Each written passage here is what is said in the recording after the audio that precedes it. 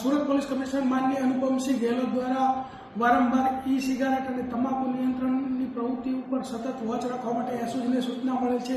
તે અંતર્ગત 10/6/2025ના રોજ ભૂલકા ભવન સ્કૂલ જે છે અડાજણની એની સામેના ભાગમાં મહાન ટેરેસ કોમ્પ્લેક્સ ફ્લેટ નંબર 904ની અંદર એક એવી માહિતી મળી કે ત્યાં ઈ સિગારેટનો બસ મોટો જથ્થો ત્યાં પડેલ છે। તો તે એસઓજીની ટીમે રેડ કરતા ત્યાંથી 1,07 લાખના મુદ્દામાલ જેટલી ઈ સિગરેટ મળે છે।